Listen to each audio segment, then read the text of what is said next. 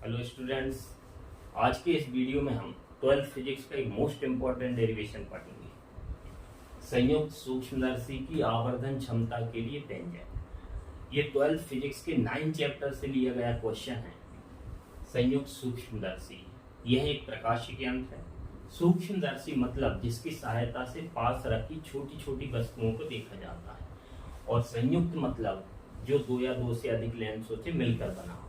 तो bio lab में जो माइक्रोस्कोप रखा रहता है वही संयुक्त सूक्ष्मदर्शी है, क्योंकि वो दो या दो से अधिक लेंसों के संयोग से। तो इसके लिए सबसे पहले हम डायग्राम बनाएंगे। डायग्राम बनाने के लिए एक सबसे पहले उत्तल लेंस बनाएंगे। ये उत्तल लेंस छोटा रहेगा। इसकी मुख्य अक्ष ये है। O इस लेंस का प्रकाश केंद्र है, और इसमें दो फोकस होंगे। तो एक फोकस ये है, और इतनी ही दूरी पर एक फोकस इधर रहेगा। तो पहचान के लिए FO मतलब O वाले लेंस का फोकस है ये। तो जब हम संयुक्त सूक्ष्मदर्शी से किसी वस्तु को देखते हैं, मान लो ये संयुक्त सूक्ष्मदर्शी है, इससे किसी वस्तु को देख रहे हैं, तो जो लेंस वस्तु की ओर रखेंगे हम उसे बोलते हैं अभिदृश्यक लेंस, ऑब्जेक्टिव लेंस। तो ये अभिदृश्यक लेंस है। और जो लेंस आंख की तरफ रखा जाता है उसको बोलते हैं नेत्रिका लेंस, आई लेंस। तो ये अभिदृश्यक है। तो सरल सूक्ष्मदर्शी की आवर्धन क्षमता का व्यंजक जब हमने निकाला था, तो उसमें वस्तु को फोकस के अंदर सेट किया था, मतलब वस्तु को फोकस और प्रकाश केंद्र के बीच में रखा था। लेकिन इसमें ये हमें ध्यान रखना है कि संयुक्त सूक्ष्मदर्शी की आवर्धन क्षमता जब हम निकालेंगे तो वस्तु को फोकस के बाहर रखना है। तो मान लिया ये वस्तु है AB। इस वस्तु का O के द्वारा प्रतिबिंब बनाएंगे। तो प्रतिबिंब बनाने के नियम लागू करेंगे। तो एक किरण बिंदु A से चलती हुई प्रकाश केंद्र पर आपतित हो रही है, और प्रकाश केंद्र पर जब भी कोई किरण आती है तो वह किरण बिना विचलन के सीधी चली जाती है। तो एक किरण ये सीधी चली गई, तो O से आने वाली किरण हमेशा बिना विचलन के सीधी गुजारना है। अब दूसरी किरण ये आ रही है मुख्य अक्ष के समांतर। तो जब भी कोई किरण उत्तल लेंस में मुख्य अक्ष के समांतर आपतित होती है, तो वह किरण लेंस से गुजरने के बाद फोकस से होकर जाती है। तो यह किरण फोकस से होती हुई जाएगी। तो ये किरण जब फोकस से होती हुई जाएगी, तो O से आने वाली किरण को स्केल रख के एकदम सीधा डायग्राम बनाएंगे हम। तो ये दोनों अपवर्तित किरण है, एक ये और एक ये दोनों अपवर्तित किरण है, इधर टकराएंगी।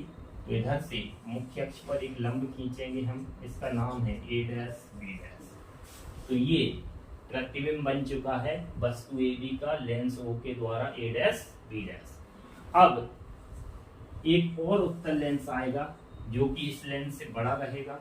तो मान लिया ये बड़ा उत्तल लेंस है। इस लेंस को हम आंख की तरफ रखते हैं, इसलिए इसका नाम है नेत्रिका, और इसके प्रकाश केंद्र को हम दर्शाएंगे E से।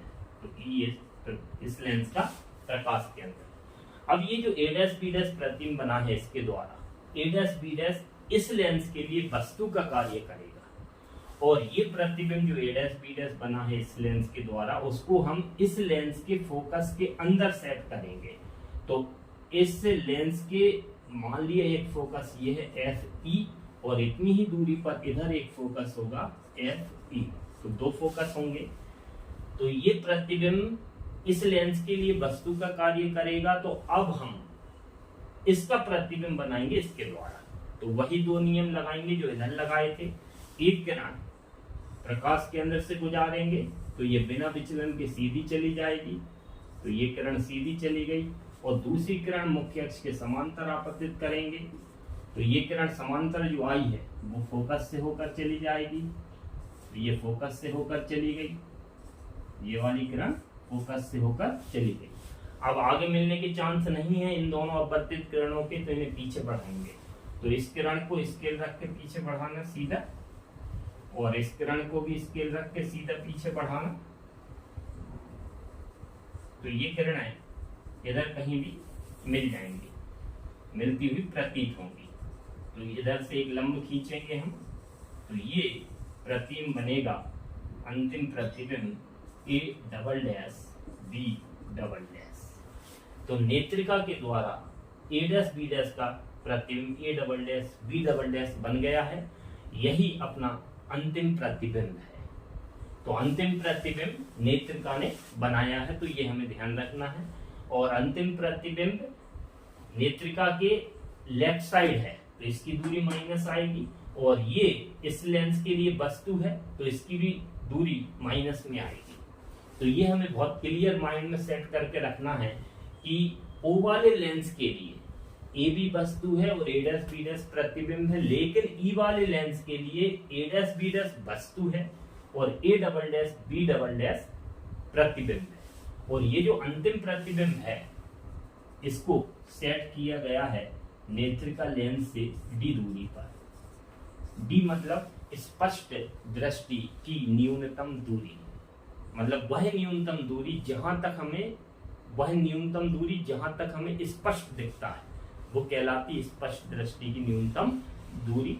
और स्वस्थ आंख के लिए इसकी वैल्यू होती है 25 सेंटीमीटर। तो अब हम कोण बनाएंगे। तो अंतिम प्रतिबिंब के द्वारा जो कोण बन रहा है ये बन रहा है, इसका नाम हम बीटा देंगे। तो ये प्रतिबिंब द्वारा बनने वाला दर्शन कोण हो गया। अब इसका फॉर्मूला है कि संयुक्त सूक्ष्मदर्शी की आवर्धन क्षमता बराबर प्रतिबिंब द्वारा बनने वाला दर्शन कोण। लेकिन इधर दो प्रतिबिंब है, तो अंतिम प्रतिबिंब द्वारा बनने वाला दर्शन कोण बटे स्पष्ट दृष्टि की न्यूनतम दूरी पर रखी वस्तु द्वारा निर्मित दर्शन कोण। तो वस्तु हमारी ये है, इस वस्तु को हमें डी दूरी पर रखना पड़ेगा नेत्रिका से, तब जो कोण बनेगा वो बटे में लेना है। तो इसके लिए एक और डायग्राम बनाएंगे हम, छोटा सा, साइड में कहीं भी बना सकते, ऊपर नीचे जहां जगह खाली हो। तो मान लिया ये एक वस्तु है ए बी और ये वस्तु नेत्रिका ई से मान लिया डी दूरी पर रखी है। तो जब वस्तु डी दूरी पर रखी हो तब जो कोण बनेगा उसका नाम हम देंगे अल्फा। ये हो जाएगा वस्तु ए बी द्वारा निर्मित दर्शन कोण जब वस्तु डी दूरी पर रखी हो। अब ये डायग्राम हमारा कंप्लीट हो चुका है। अब हम इसका डेरिवेशन शुरू करते हैं।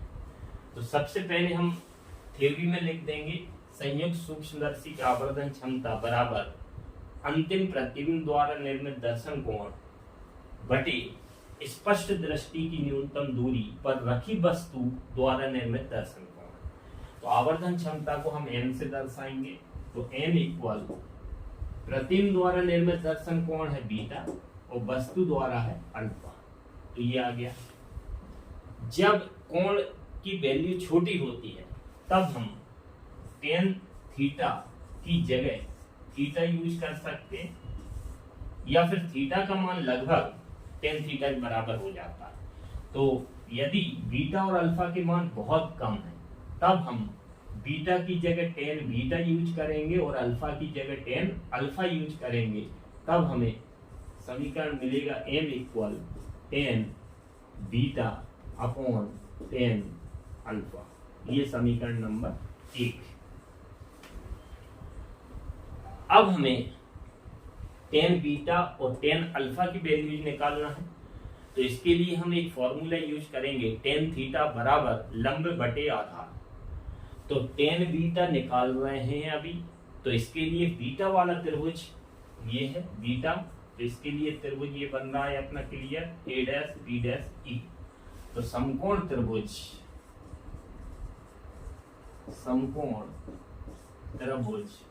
a dash b dash e में इसमें हम यूज करेंगे tan का फॉर्मूला। तो tan थीटा, थीटा मतलब कोण, तो कोण की जगह हम रखेंगे बीटा। तो tan बीटा, तो कोण के सामने की भुजा लंब होती है, तो बीटा के सामने है a डैश b डैश, तो ये लंब हो गया, और e b डैश ये आधार हो गया। तो b डैश e ना लिखकर इसको हम लिखेंगे e b डैश, क्योंकि सभी दूरियां लेंस के प्रकाश केंद्र से नापी जाती हैं। तो इसको लिखेंगे e b डैश। तो लंब कितना है इस त्रिभुज का a डैश b डैश और आधार कितना है ई बी डैश। तो ये आ गया हमारा टेन बीटा का मान इस त्रिभुज से। अब हम निकालेंगे टेन अल्फा का मान। तो टेन अल्फा के लिए ये वाला त्रिभुज यूज करेंगे। तो अब हम लिखेंगे समकोण त्रिभुज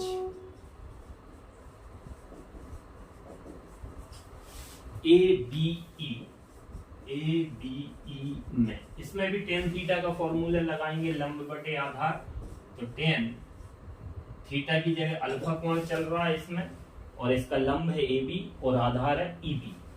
तो लंब बटे आधार मतलब AB अपॉन EB, ये आ गई टेन अल्फा की वैल्यू।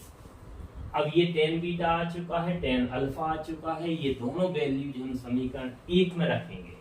तो अतः समीकरण 1 से अब हम आगे चलेंगे। तो अतः समीकरण 1 से, समीकरण 1 में मान रखेंगे तो m इक्वल टेन बीटा की वैल्यू ये है a dash b dash upon e b dash, और बटे में टेन बीटा की वैल्यू रखने के बाद बटे में टेन अल्फा की वैल्यू ये है A B upon E B. अब ये अपॉन के अपॉन में है तो इसको हम इनटू में लाएंगे, पलट जाएगा नीचे वाला। तो ऊपर है A dash B dash upon E B dash into, ये पलट जाएगा तो ये हो जाएगा ई बी ऊपर चला जाएगा, ए बी नीचे आ जाएगा। अब हम क्या करेंगे, ए बी के नीचे ए बी जमाएंगे। तो एम इक्वल मिलेगा A dash B dash upon A B और इनटू ई बी के अपॉन ई वाली ई बी डैश, इसको देंगे हम समीकरण नंबर 2। तो इधर तक समझ में आया। तो एक बार और रिवाइज करते हैं हल्का सा। सबसे पहले आवर्धन क्षमता का सूत्र लगाएंगे। तो बीटा अपॉन अल्फा, कोण छोटे अगर हैं तो हम ले लेंगे बीटा की जगह टेन बीटा, अल्फा की जगह टेन अल्फा, समीकरण नंबर 1। अब हम दो त्रिभुज लेंगे, एक बार बीटा वाला एक बार अल्फा वाला, और टेन थीटा बराबर लंब बटे आधार का सूत्र लगाएंगे तो हमें मिलेंगे टेन बीटा के मान और टेन अल्फा के मान। ये दोनों मान समीकरण 1 में रखेंगे, थोड़ा सा हल करेंगे तो हमें समीकरण 2 प्राप्त होगा। अब हम इसके बाद देखते हैं, इसमें एक शर्त लगेगी आगे चल के।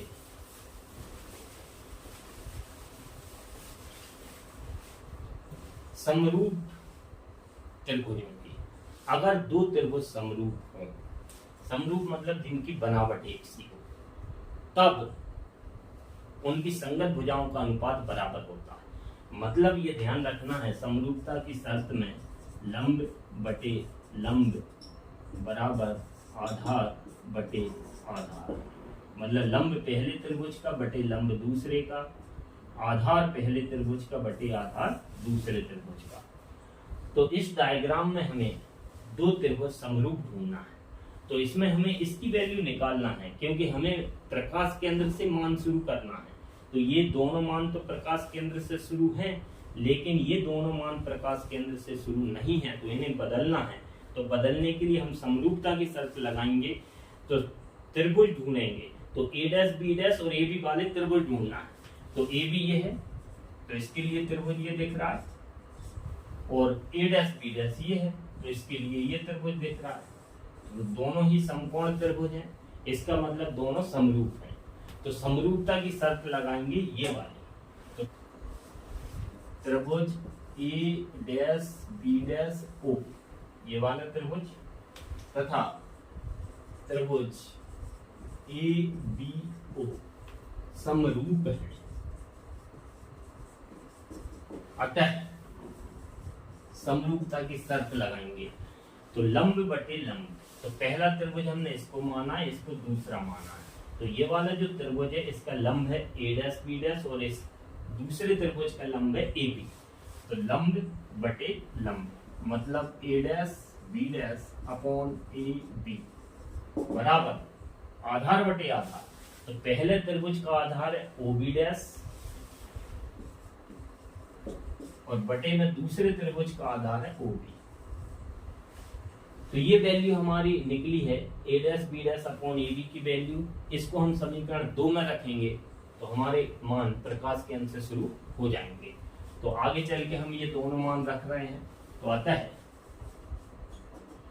समीकरण 2 से, तो इस समीकरण में हम ये वाला मान रखेंगे, तब हमें प्राप्त होगा m equal a dash b dash upon A B था, उसकी जगह जाएगा o b dash upon o b into में था e b अपॉन e b डैश। ये मान हमारे प्रकाश के अंश से शुरू हो चुके हैं। अब हम इनके चारों के मान रखेंगे, तो परंतु o b डैश, तो O से B डैश तक ये जो है A डैश B डैश, वो इस लेंस के लिए प्रतिबिंब है। तो इधर से इधर तक की दूरी होगी प्रतिबिंब की दूरी। O से राइट साइड है तो प्लस होगी, और प्रतिबिंब की दूरी को दर्शाते हैं V से, और O वाले लेंस से नाप रहे हैं तो O लगा देंगे तो VO हो जाएगा।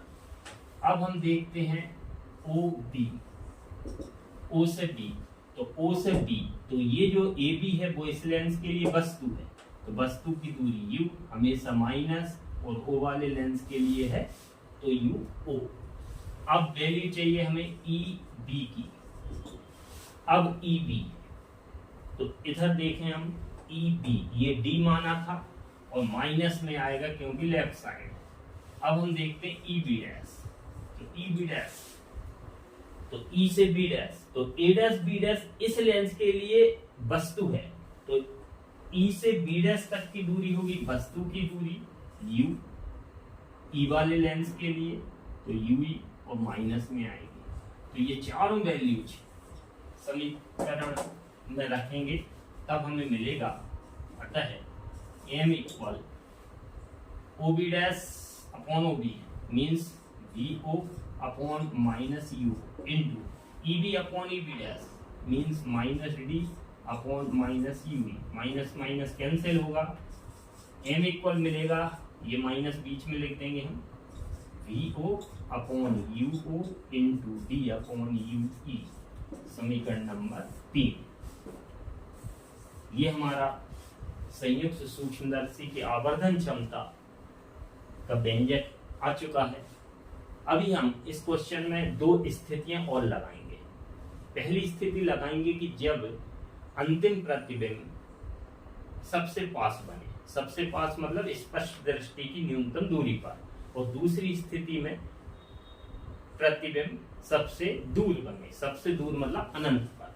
तो स्थिति नंबर 1, तो ये ध्यान रखना है हमें कि संयुक्त सूक्ष्मदर्शी में अंतिम प्रतिबिंब ये है और ये ई वाले लेंस ने बनाया है, और ई वाले लेंस के लिए प्रतिबिंब भी लेफ्ट साइड है और वस्तु भी लेफ्ट साइड है, ये ध्यान रखना है। तो दोनों की चिन्ह माइनस में लेंगे, और ये उत्तल लेंस है तो इसकी फोकस दूरी प्लस में रहेगी। अब हम लगाएंगे स्थिति नंबर 1।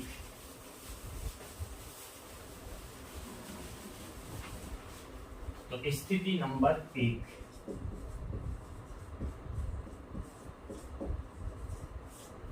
तो जब हेडिंग डालेंगे, जब अंतिम प्रतिबिंब स्पष्ट दृष्टि की न्यूनतम दूरी पर बने। तो प्रतिबिंब को D दूरी पर सेट किया है, लेफ्ट साइड बना है तो माइनस, ई वाले लेंस के लिए तो VE की वैल्यू माइनस D आएगी। तो इसमें हम लेंस फॉर्मूला यूज करेंगे, तो लेंस सूत्र से 1/f equal 1/v minus 1/u, ये लेंस सूत्र है। इसे ई वाले के लिए हम बनाएंगे तो इसमें ई लगाएंगे, इसमें भी ई लगा देंगे, इसमें भी ई लगा देंगे।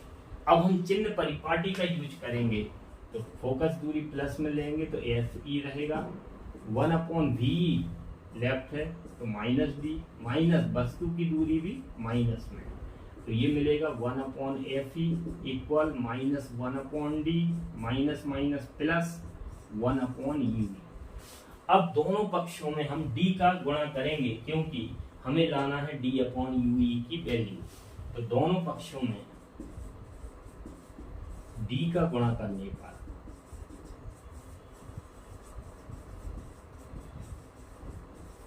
तो ऊपर ऊपर सब में D लिख देंगे, तो D upon F E equal minus D upon D plus D upon U ई। ये डी से डी कट जाएगा, तो D upon F E equal तो माइनस 1 बचेगा इधर प्लस डी अपॉन यू ई। हमें वैल्यू निकालना है डी अपॉन यू ई की, तो इस माइनस को इधर करेंगे तो ये प्लस में हो जाएगा, तो हमें डी अपॉन यू ई की वैल्यू प्राप्त होगी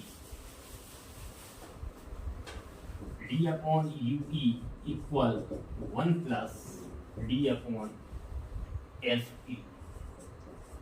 ये वैल्यू समीकरण 3 में रखेंगे हम, तो अतः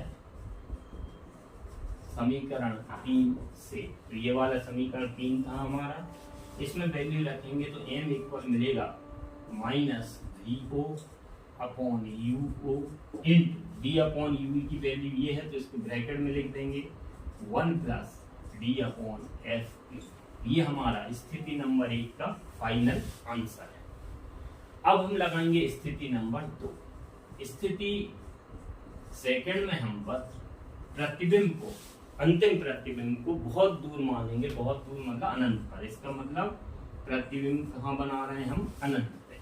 तो जब प्रतिबिंब अनंत पर बन रहा है तो इसका मतलब यह है वस्तु कहाँ रखी होगी? फोकस पर, क्योंकि जब वस्तु फोकस पर होती है तब उसका प्रतिबिंब अनंत पर बनता है उत्तल लेंस में, और जब वस्तु अनंत पर होती है तो उसका प्रतिबिंब फोकस पर बनता है। तो इस स्थिति में प्रतिबिंब अनंत पर बन रहा है, इसका मतलब वस्तु रखी होगी फोकस पर, तो वस्तु की दूरी हो जाएगी फोकस दूरी ई वाले लेंस के लिए, क्योंकि अंतिम प्रतिबिंब ई वाले लेंस ने बनाया है, तो यू ई की जगह हम लिखेंगे एफ ई।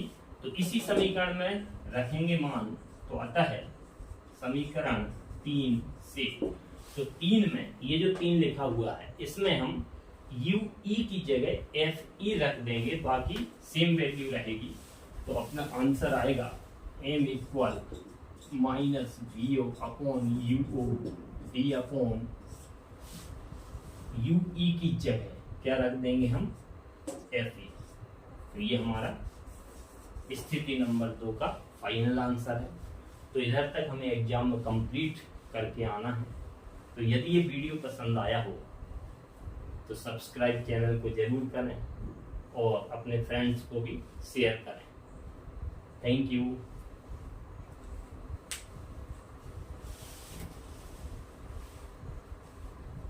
और फिजिक्स की 11th 12th